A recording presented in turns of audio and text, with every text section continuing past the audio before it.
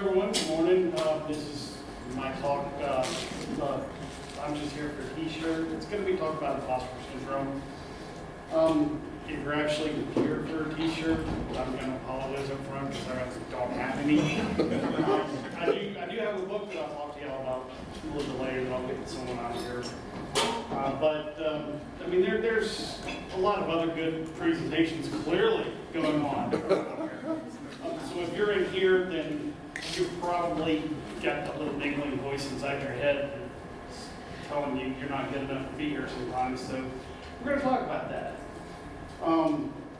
Hopefully by the end of this talk, y'all will walk out of here feeling a little bit better about yourself, feeling a little bit better about your abilities.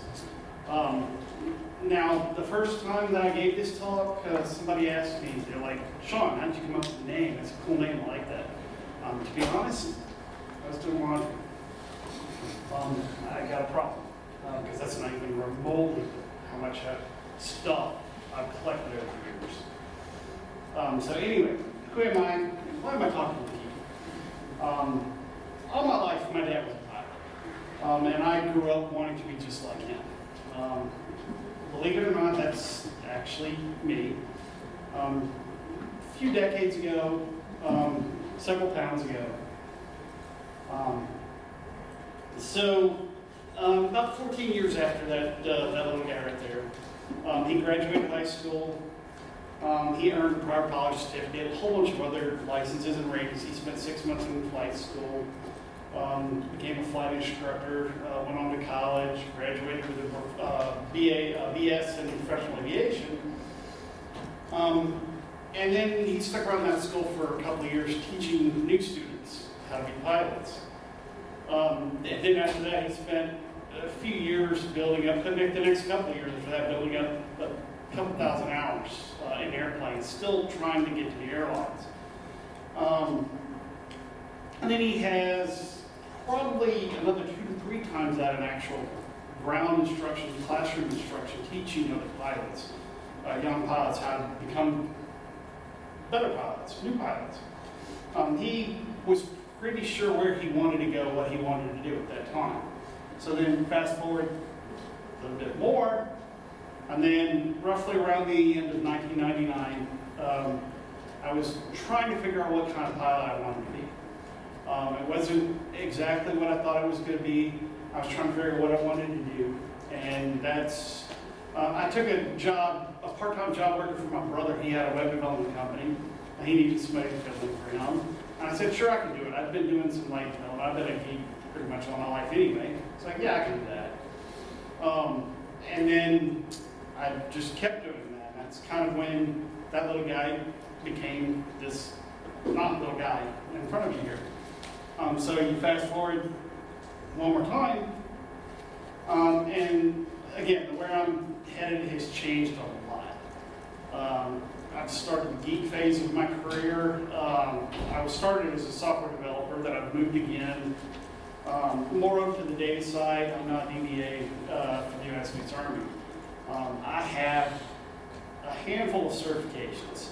I spent countless hours reading about other stuff that I would like to know about.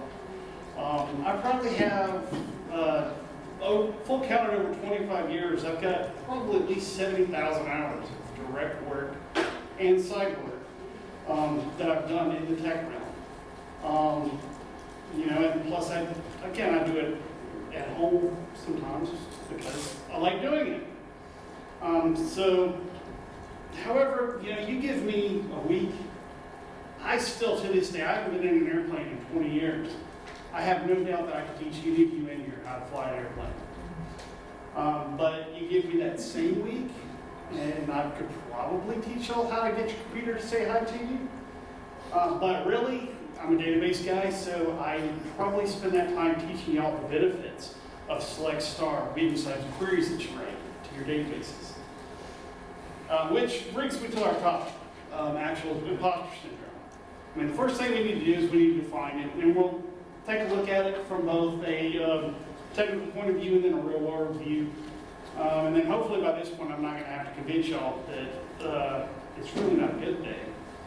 And then finally, talk a little bit about how to make that imposter voice just shut up. Along the way, I'll share some of my personal experiences with imposter syndrome. But before we can really talk about it, we need to know what it is. So according to the Oxford English Dictionary, imposter syndrome is the persistent inability to believe that one's successes are deserved or have been achieved as the result of one's own efforts or skills. Sometimes they may think things like they fooled everyone into thinking what they're doing. Or they may feel very lucky to be where they are. Or they may tend to bury themselves into work because that way they're so busy nobody else can notice them. Or they may simply procrastinate because if you never start, then nobody can really see that you're doing it wrong. Or I'm sorry, you can't be caught if you never start. Even if you do it, they may also like to work alone because if nobody's there, then they can't see you. So the other real problem is that the industries like ours, we have a lot of very, very smart people.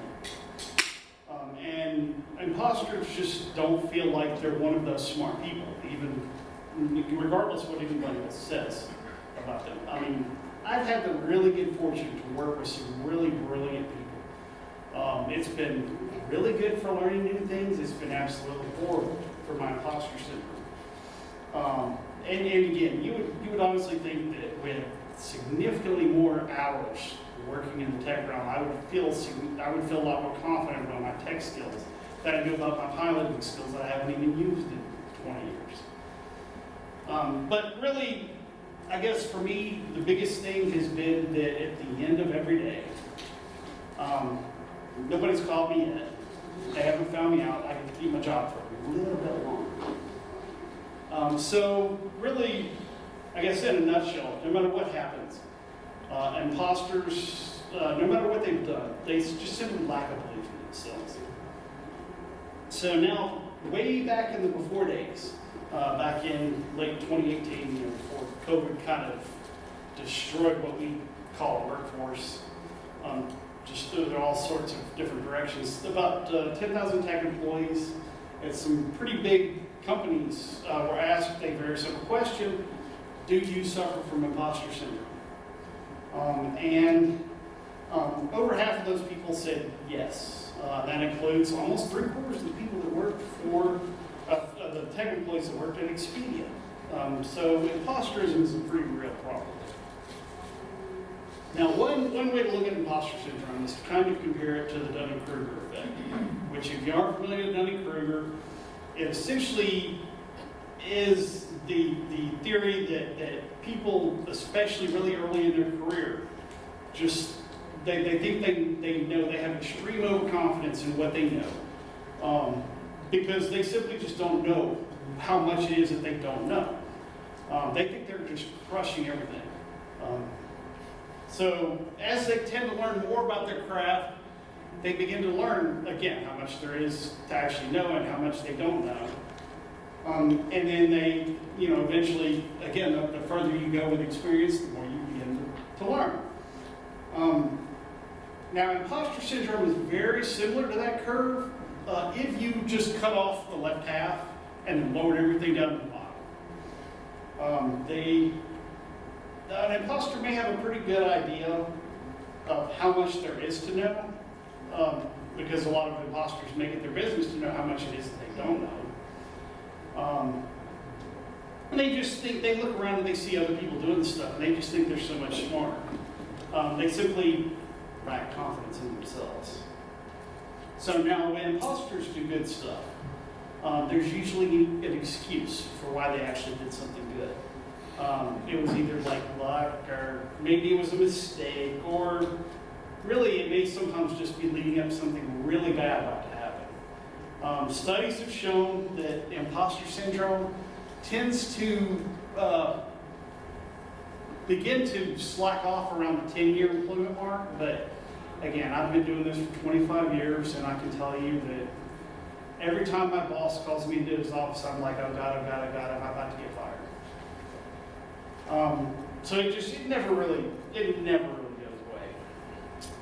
Now there's actually a sweet spot between the two, between the Dunning-Kruger and the imposter effect here, where you have a confidence in your abilities, but you still remain humble about them. You have a fairly realistic view of where it is that you are and how much it is that you know. So, how can we spot imposter syndrome? What it actually does it look like? Sometimes it's easiest to get a point across by showing a picture, and is more often the case than not, there is an XKCD for that. So you might actually be an expert in your field, or within your community, but you simply just don't see yourself that way. Or, again, sometimes you might feel that every time you interact with your boss, you're about to get fired. Or you may walk around like places like this and think, dear God, all these people are so much smarter than me. What am I doing here? Which brings me to my book that I was talking about earlier. Dr.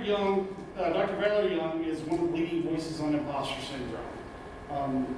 And in her book, The Secret Sauce of Successful Women, she talks about some of the research that she's done. It's a really fantastic book. I highly recommend it. But it digs a whole lot deeper into imposter feelings than I have time to get into today. Again, I highly recommend it. But don't let the title fool you. Imposter syndrome was originally thought to only affect women. But the more research they did into it, the more they realized that it affects everyone. Men just as much as women. And it can hit anybody. But in the beginning of the book, Dr. Young talks about how she was sitting in a master's class in college, and she was around a whole bunch of other smart women. And one of the students was reading a paper that was written by two psychologists, Dr. Pauline Rose Clance and Dr. Suzanne Imes, and it was entitled The Imposter Phenomenon in High Achieving Women. She remembers sitting in this class, and she was feeling like this paper that they wrote was pretty much written about her. And then she looked around and saw that all of these other extremely smart women in this classroom were nodding their heads along, like they thought it was about them, including her professor. And that's when she kind of realized that there might be an issue here. She organized support groups to talk with these people about these problems. And then over the years, those small groups kind of kept growing, kept adding more people, more different types of people. And that's when she realized, I guess, that this was a much more massive of a problem than she thought it was. She spent pretty much most of her career studying imposter syndrome, and whenever you find any research online about it, it's probably got roots in some of our work, or that of Drs. Clance and Imes. Now, Dr. Young began to notice some interesting patterns in the way that different people experience imposter syndrome or imposter. Some people would procrastinate, but the odd thing was that while they believed that they could not fail if they never started, they also believed that they could not fail if they never finished. So, again. And then she noticed that some people felt that if they took a risk, they would fail, while at the same time believing that if they never took a risk, they couldn't fail. I think she talks about using your voice. You know, some people sometimes people think that if they say something, then people might think they're wrong, and then other times, even if they know they're absolutely right, they don't want to say anything in case people think they're wrong. She also knows some interesting contradictions in the work ethic of some people. Some people believe that if they worked hard and failed, then they just simply weren't good enough. But at the same time, they felt that if they didn't work hard and they failed, then they should just work hard. And then she also saw people who felt that they did things on their own because they the others were just better than they were. But they would also be willing to help a competitor at the same time. But then if they failed or lost on the project, then it was because they spent time helping. They should have spent their time doing their own stuff rather than helping. So Dr. Young also realized that every imposter has a somewhat distorted view of what competence means. And they all define it differently. However, she did recognize about 5 different types of imposters, make sure I count there. She recognized the perfectionist, the expert, the soloist, or the rugged individualist, and then the natural genius, and then the super person. Now, shutting down your own imposter begins with identifying those feelings within yourself, and then adjusting your mindset to have more faith in yourself. So let's look at how to do that. So, do you ever feel like when you've made a mistake that your work's just a massive failure? So the perfectionist is actually focused on the details of how things are done. To them, even a small flaw in their work means a major failure. They tend to feel that if everything isn't absolutely right, then they blew it. This feeling may be something that they've imposed on themselves, or it may be because of somebody else's high expectations, like maybe an overbearing parent. They might also not like to delegate work because they feel that they should be able to do it all by themselves, or that they failed when they do ask for help and the other people aren't able to live up to their expectations. Then they think that's a failure on their part. So they often are way over prepared for tasks, which very often, again, leads to very excellent work. But it also sets up an expectation that everything needs to be perfect. So that when they do make a mistake, and they will, it's going to be massively amplified. Perfectionists also procrastinate because, not because they don't want to do the job, but because they don't want to start the job until they know exactly how that job needs to be done, so that it can be perfect. Now, to overcome this, first thing you need to do is understand that some things don't deserve to have total effort. Sometimes good enough is actually good enough. And then it's okay to fail. The world's not going to end if you have a failure. Sometimes you will ship code that has bugs in it. That's no problem. Just fix the bugs. And then also, you don't want to try to focus on perfection in your product because you'll never reach perfection. And then, like the saying says, perfection is the enemy of done. They also, your perfectionism, you need to realize that your perfectionism may slow down the entire team. So it may slow down the rest of the team that has to work with you, and the overall project may fail because other people may rely on your stuff to be done, but it's not. And so they end up, again, crashing the whole project. So now the next one, do you sometimes maybe feel that you're simply not smart enough to get your job done? So the expert is similar to the perfection, but they're focused on how much they know about the topic. So this is not a know-it-all. It's just that an expert, they may actually be a for real expert in that topic, but they don't feel that way. But they feel like they should be an expert in anything that they do. They just don't feel smart enough. They want to know everything about their project before they're even willing to begin. They always want to know more, learn more. Certifications are huge with experts. They're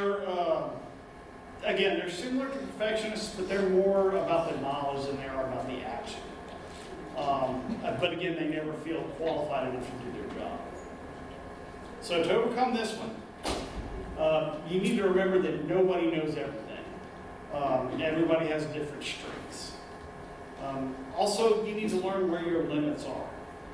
And then realize that those limits don't make you weaker. They just, you need to learn how to respect your limits. And then don't be afraid to ask for help. You also want to remember that experts still have a lot to learn. I mean, you can spend an entire lifetime learning about a topic, but there's always going to be much more to know about anything. So now, when you need help with a task, are you afraid to ask your coworkers because they may think that you don't know what you're doing? Now, the soloist is somebody who is focused on who it is that completes the task. They don't want to ask for help because they feel they shouldn't need to ask for help. And if they do, they see that as a massive failure on their part, even if they're praised for the work that they do. So they have, and again, our reluctance to ask for help can lead to the project taking longer than it should. And they may also try to avoid working with other people because nobody can realize that you're doing it wrong and that you're totally clueless if you never have anybody working with you. Virtual work suits this type of imposter incredibly well because, again, they don't like to be around people anyway. And they probably did very well during COVID, work from home. But to overcome this one, you need to learn to recognize the value of the resources that you have available to you. And then learn how to evaluate which of those resources need to be can be most helpful. And then also understand that getting help is not a bad thing. It does not show weakness. And then also that your work does not have to be absolutely amazing to be actually useful.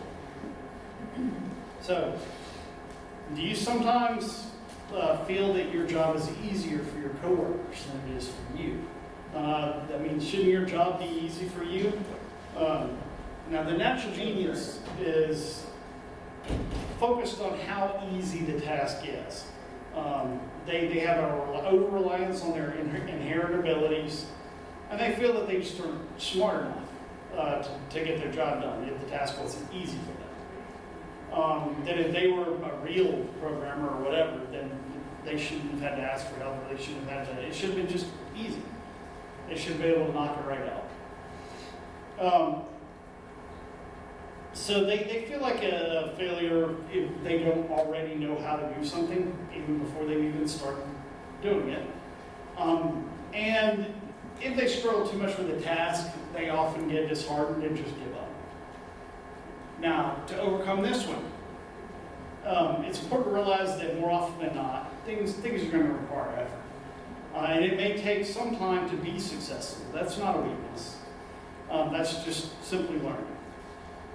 You aren't expected to immediately know everything there is to know about anything.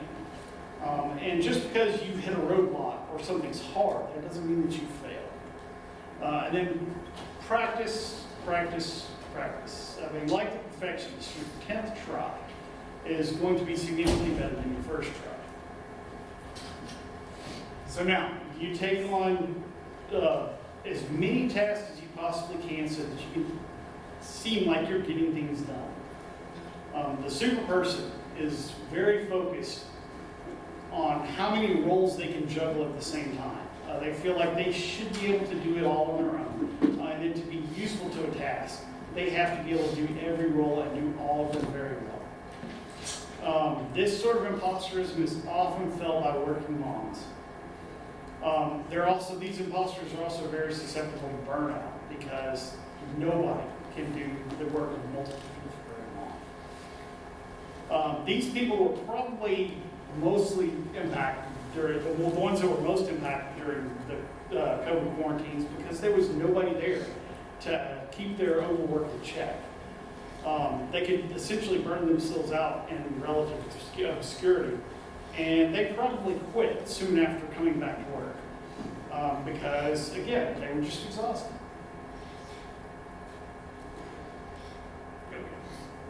So to overcome this one, the first thing to do is to remember that it's okay to say no. Learn how to delegate and don't take on unnecessary tasks. This one is definitely another one where you have to understand and respect your limits. You don't have to do everything on your own. Definitely don't want to burn out. This type of imposterism also sends a really bad message to people who look up to you, like maybe junior developers or probably even your own kids. So now these categories have a lot of overlap, and most imposters probably fit into more than one of these categories. These aren't really hard rules, these are just kind of common groupings that Dr. Young observed.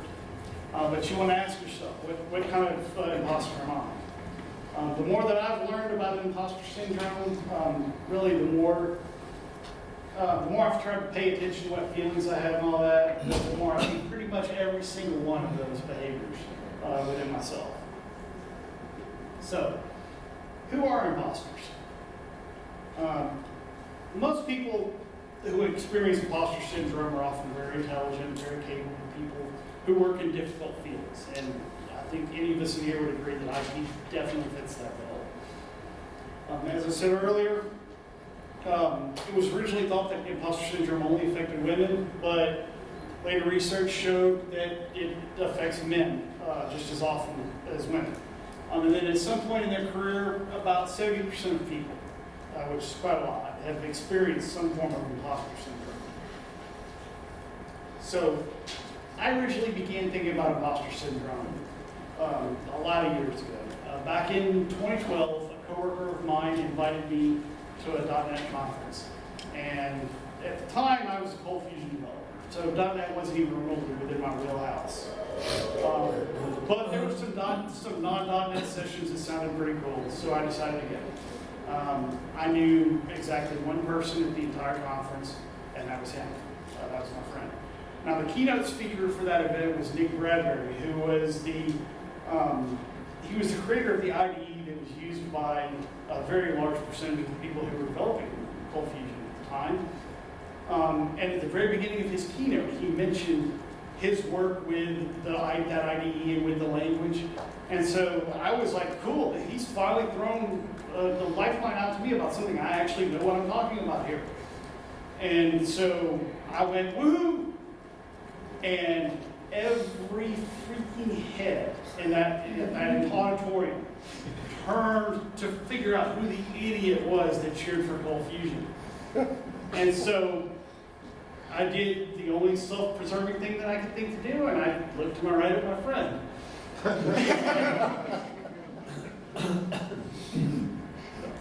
So now, I mean, I'm probably the only person at that entire conference that even remembers that keynote. Probably Nick included. But it most definitely had an impact on me. I mean, I met some really great people at that conference. I had a really good time. A lot of people did come up to me and go, I think you're that cold fusion guy. And I was like, yeah. But I made some really good connections at that conference. But when I got back home, I pretty much crawled back under my rock, and I didn't go to that conference for a couple of years, really. I mean, I was pretty humble. And that was when I first learned about what imposter syndrome was. So around that time, I was the co-manager, or after that 2 years, I guess. I was the co-manager of the National Cold Fusion User Group. And I recognized that I'd been feeling like an imposter for quite a while. So I made up my mind that I was going to do a presentation.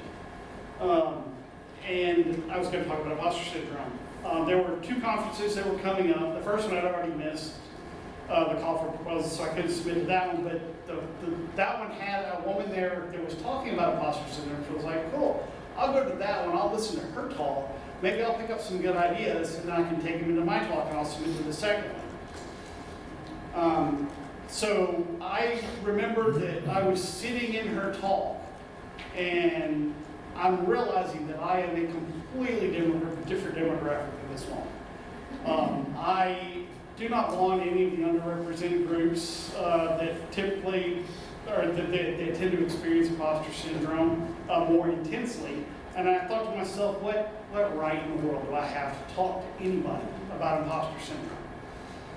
And then I came to a very strange realization that I was having imposter syndrome about having imposter syndrome. So I went home, I wrote up my abstract, submitted it. It didn't get accepted, and which turned my imposter syndrome up even a little bit further, and I was like, you know what, I'm just going to shut up for a little bit. And I shelved that talk. I didn't even talk about it for probably 10 years until the very first time that I gave this presentation. So the point really is that, I mean, pretty much anyone can experience imposter syndrome for a lot of different reasons. So now we've looked at what imposter syndrome is and what it looks like, but why is it really a bad thing? So if imposter feelings cause so much stress and anxiety in a person, that can affect more than just them. For them, they may burn out on their job. The stress may make them sick. They may procrastinate or otherwise reduce the quality of their work, and then unintentionally build a poor reputation for themselves.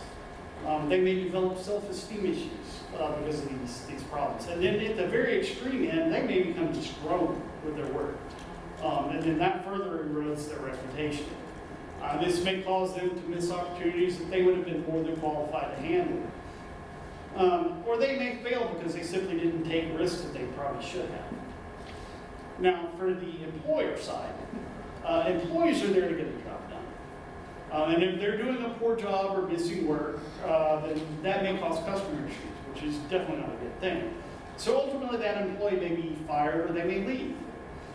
And that would cause the company to essentially lose an employee that would have otherwise been a really good employee.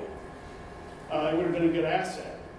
And then plus other employees may see this toxic behavior, and then it will affect them, or it could affect them. So there's a lot of room for some missed opportunities all around. So now another story here. A friend of mine once referred me to a really awesome sounding job. I mean, it pretty much, I was well qualified for this job. It was checking all my boxes. I recognized the name, but I wasn't completely sure who it was. I was just excited about applying for it. So I began looking for a resume to get it updated, and that was when I realized that this job, we had been working for someone who I had read his blog for years. And I honestly felt that I would, if I went to interview for this position, I would be giving him answers that he himself had written. So again, my imposter syndrome went haywire at that point. I just simply never even applied for the job. And then to make that little story even much more fun, the very last time I gave this talk at a conference, he was sitting about in the third row. And I finished the talk, and he came up to me afterwards, and he was like, "That was me, wasn't it?" I was like, "Yes." He's like, "You should have applied." I was like, "Oh, man, okay, thanks." So, author and LIG editor, Fair Store, she talks about her feelings about imposter syndrome, and she reframes feeling like an imposter in a good way. She says that pretty much it's kind of like an internal check valve for us. That when it makes us feel like we're being challenged, and when we're challenged, that's when we make our breakthroughs. So again, we've talked about imposter syndrome, what it is, how it can be harmful. So how do we get rid of it? Really, before you can do anything, you have to first recognize that there's a problem. And the problem is, honestly, with the way that you're thinking about yourself. You're the one that is holding yourself back. So you need to try to see yourself through the eyes of the people around you. That's very hard. But if they keep telling you that you're doing a good job, then maybe listen to them sometimes. Now the next thing, again, is to be around other people. It really helps if you can see what other people are like, especially if these are people that are within your field but outside your regular circle. Do things like go to conferences, go to meetups, talk to the people there. This has most definitely been one of the biggest helps for me with my own imposter syndrome. It's also pretty well accepted that talking about your problems can be extremely helpful. Find somebody that you trust. Somebody who's not going to sugarcoat things that they say to you. Or somebody who's not going to be absolutely brutal in their assessment of you either. But somebody who's going to give you honest and friendly feedback. And then own your achievements. So make a list of the things that you've done. There's probably a lot more that you do than you think you do. I started doing this a couple of years ago. During the day, I keep just a notepad document that I write down what I've done for the year every day, and I am honestly surprised that I'm already well over 300 lines. Occasionally, then you can refer back to those notes to refresh your memory of the things that you've done, so that you know that you're actually doing stuff. You don't feel quite as useless as you think you are. And then that's also especially good at the end of the year when it's review time. Because I don't know about y'all, but before I started doing this, I'd come to the end of the year like, what'd you do? I don't know. I did stuff. I know I did. But now I can go back and say I did this and this and this and this and this and this and this. Didn't realize I did that much. So the next thing you want to do is evaluate your strengths and your limitations. Write down the things that you're good at. Write down the things that you need help with. And then make a list or make a note of the people that you can rely on when you need help with something. So, and then accept the fact that you don't have to know everything. It is okay to say that you don't know. And this is also a really good time to try just-in-time learning. If you don't have an innate need to know something, then don't worry about learning how to do it. That's will also really, really, really help you not feel overwhelmed with all the things that you think need to be learned. When I first gave this talk, I made a joke about how my Udemy account probably looks like it's a shared account with a bunch of schizophrenic computer science majors. I have a lot of things that I would love to know, a lot of classes that I've purchased that I can learn more about them. I've gotten a lot better over the last year, but that list really sadly hasn't shrunk that much. I still haven't watched the vast majority of the things that I have in there. I just simply don't have enough time to learn the things that I would like to learn because they're not things that I need to learn. So now, you may have seen this graphic before or one similar to it. This one really describes the reality of imposter syndrome very well. You may feel like other people know so much more than you. But the fact is that really everybody just has a different experience level. They're experienced in different ways. Some people know a whole lot about one thing that may overlap a little bit with some of the stuff that you know, but they also know so much more, which is why you think they're so much better. But the real fact is, everybody's different. Everybody's experiences are different. You probably know more than other people. Other people probably know more than you. That's just the way it is. But nobody knows, again, nobody knows everything. So you also want to recognize that nobody is perfect. Mistakes are going to happen. That's perfectly normal. When a mistake happens, just fix it and move on to the next thing. And then recognize when you need to take a break. Now that you know that you don't have to be perfect, learn when you need to just chill. Simply relaxing and turning off your brain can be really good for you. And then a really big one, stop comparing yourself to other people. As I pointed out just a second ago, you aren't any worse than anybody else. You just have a different set of skills and experience than they do. Also, most people really don't like talking in front of other people. That's pretty natural. I mean, I'm terrified of it. Even though I've done this multiple times. I mean, when I was a flight instructor, I used to teach classes in front of 30, 40 kids at one time. I had absolutely no problem with that. And those were very technical topics. But I get up here in front of fellow geeks, and I'm like, oh my God, y'all are going to think I'm stupid. This is probably the 9th or 10th time maybe that I've given a conference presentation, and it's still every bit as intimidating as it always has been. But I'm not anywhere near as good as I'd like to be. I'm trying to get better. I hope that one day I will be a lot as well as good as some of the people that I've seen. Hopefully y'all can hear my people cheering. 2 doors down. But anyway, the other nice thing about conferences is you kind of do get some cool swag from these places. So now,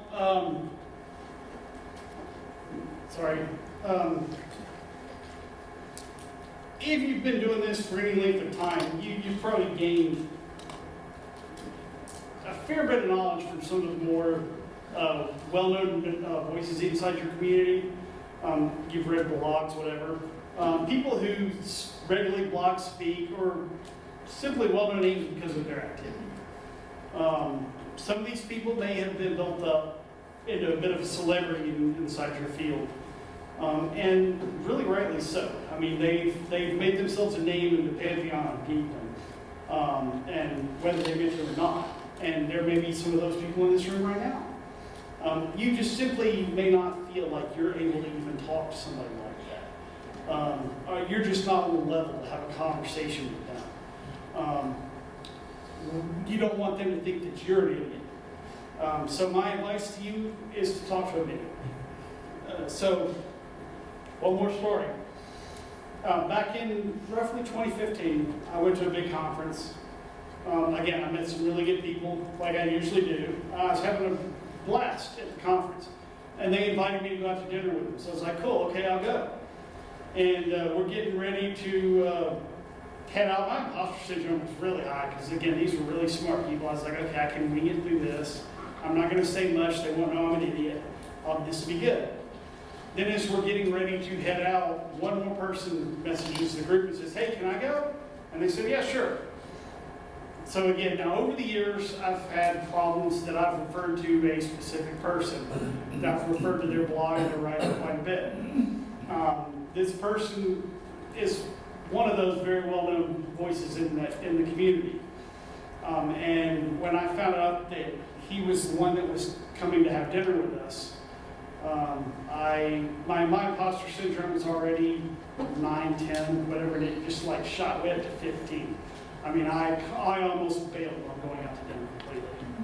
But I'm actually really glad that I went. We had a great time. I have to admit, I was a bit starstruck. And I told him that too. But I was just waiting for the moment where he just basically said, he rolled his eyes at me and he told me that whatever it was that I was saying was absolutely daft. But that would have been humiliating to an unbelievable scale. But he never did that. After dinner on our way back to the hotel, we stopped at one of the sitting areas. We were going to just drink some beer and chit-chat for a little bit. There was a small group of us. And then the conversation was really good. And again, nobody seemed to think I was an idiot yet. So I was like, okay, cool, I'm making it through here. And then eventually he and I were the only 2 people left. We kept our beer drinking and chit-chatting going on for probably too long. But I seemed to have held on with him. And then we repeated the same exercise for dinner the next night. I found him to be absolutely as knowledgeable as I thought he was. But he was also very engaging, very friendly. And then meeting him was the highlight of that conference for me. And we do live about a quarter of the way around the world from each other. Whenever we found ourselves in the same vicinity, we've met up with each other to, again, just chit-chat, have a beer, have dinner, whatever. And I would consider him one of my friends now. And I'm sure the next time we'll do the same. So again, meet your heroes. First thing, they're people too. And then you might make some new friends by doing that way. But meeting those heroes is also a really good way to prove to yourself that you're smarter than you think you are. So, and then learn how to reframe your views. take an honest look and measure of yourself. You can't begin to quiet down that inner imposter until you can make the conscious decision to begin looking at yourself in a more positive light. And then learn to BS a little bit. This will help you better recognize when other people are BSing around you. Especially when you're in a group of people. Imposters feel very intimidated around BS because it just makes them feel more clueless. But just remember that a lot of people BS. They're just not as knowledgeable about things that they like to sound like they're knowledgeable about. And then a little bit of skill in learning how to do it yourself can help you recognize when other people are doing it too, and then just kind of categorize it where it needs to be. And then also remember, you were not alone. You would be probably surprised by some of the people who feel just the same way that you do. I mean, that's a pretty hefty list of actors, comedians, writers, athletes, poets. There's even a Supreme Court justice, a former First Lady. All have talked about their own challenges with imposter syndrome before. So those are some pretty big names. And then around the time that Star Wars Episode 1, the great movie that it was released, Natalie Portman was starting her freshman year at a tiny little college. I don't know if any of y'all have heard of it, Harvard University. And I've heard that it's not that hard to get into. But she actually says in an interview that she was concerned during her freshman year that people would think that the only reason that she even got into Harvard was because she was just a dumb actress. So, and then in 1989, Jodie Foster won a Best Actress Oscar for her role in The Accused. She was up against some very, very stiff competition that year. She had Glenn Close, Sigourney Weaver, Melanie Griffith, Meryl Streep. But in an interview after she won, she said, when I won the Oscar, I thought it was a fluke. I thought everybody would find out and they'd take it back. They'd come to my house, knock on my door, and say, excuse me, we meant to give that to somebody else. It was going to Meryl Streep. So, funny enough, around that same time, Meryl Streep, who is easily one of the most recognized and awarded actors of all time, was giving an interview about her own feelings with imposter syndrome. She said, you would think, why would anybody want to see me in a movie? I don't even know how to act anyway. Why am I doing this? So one of my probably personal, the best personal anecdotes about imposter syndrome that I've come across is from author Neil Gaiman. I know there's been some controversy about his behavior, but my anecdote is really more about the other person in his example than it is about him. I mean, despite the controversy that he's had, he is a very well-known author who has been very open about his battles with imposter syndrome also. And then when talking about how he's dealt with it, he relates a story that happened to him before. He says, some years ago, I was lucky enough to be invited to a gathering of great and good people, artists and scientists, writers and discoverers of things. And I felt that at any moment they would realize that I didn't qualify to be there. Among these people who had really done things. On my second or third night, I was standing at the back of the hall while the musical entertainment happened. I started talking to a very nice, polite, elderly gentleman about several things, including our shared first name. And then he pointed to the hall of people and he said words to the effect, I just look at all of these people and I think, what the heck am I doing here? They've made amazing things. I just went where I was sent. And then he says, yes, but you were the first man on the moon. I think that kind of counts for something. And then he says that kind of made him feel a little bit better because if Neil Armstrong, of all people, can feel imposter syndrome, then maybe anybody can do is just simply the best that they can. So I can't tell you to stop feeling like an imposter. I honestly, I wish it was that easy. I wish that somebody had told me years ago, don't be a fraud. And I was like, ha, you're right. I'm not that. But that's just not how it works. That's something that you have to convince yourself of. the best that I can tell you is to remember that actual frauds do not feel imposter syndrome. Again, I was originally going to wrap this up by telling you, you've got this. But it's not for me to tell you. That's something that you have to convince yourself of. What I'll say instead is that you need to open your door, you need to look around, you need to determine who you want to be, and then you need to take your step. So, back to my book. I do have a copy. The first time I gave this presentation, I had a young woman that came up to me. She had come into the presentation at the end. She was having a really bad day. She was feeling really down. She listened to this, and she came up to me afterwards. She said, "Your talk really helped me feel better about where I was, what I was doing." And so I gave her a copy of my book that I had, and I said, "Look, it's a really good book. It's got some really good stuff in it, but I only ask that once you're done with it, you give it to somebody else who you think would need it." And when I've done this, the other times I've made the same offer, and I make that to one of you. I'm not sure how I would take it. Whoever gets up here first, I guess. But any of you who would be interested in reading this, or who knows somebody that would benefit from this book, y'all are more than welcome to have that. I have no idea what to do with that thing. But anyway, thank you all again for coming out. Again, you might want to introduce okay.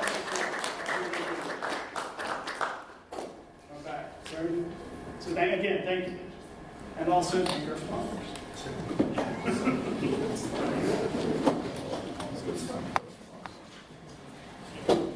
We just met last night. I'm glad you developed that story.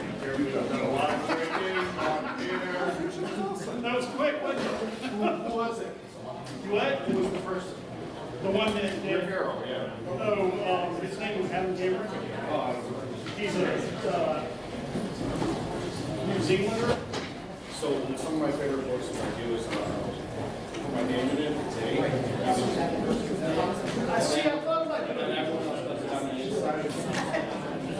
So the second time that I gave this thing, I was like, oh, I'm going to incorporate it in a while we were talking about well, and I opened it up, and I saw that it was actually Dr. Davis, or Dr. Hamilton, to whoever it was, to somebody that went to one of her seminars, and I was like, crap.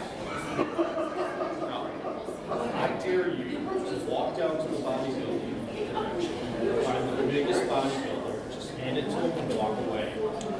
Wait, no explanation.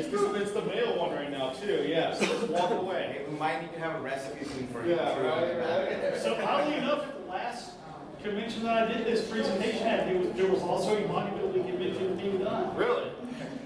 Hey, it's weird. The universe wants you to do this. Yes, I mean, you know, you've got an idea there. The universe wants me to hand this to the biggest dude I can find. Good talk, Scott. Cold fusion was cool. Thank you, thank you. I have been saying that for years, and that's what it needs. Hello. Hey, let me. Hey, But I've said. set up place for the next 5 minutes. Oh, sorry. Yeah, you can unplug me. I'm sorry. Does he just? Okay, you want to come over here?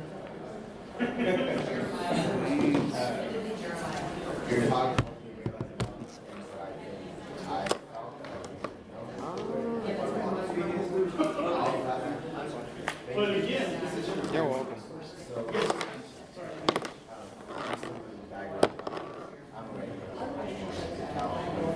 How are you doing?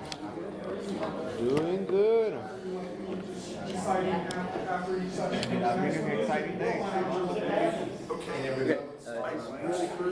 Sure. If you are going to present at the podium, I don't know if you have a clicker or not.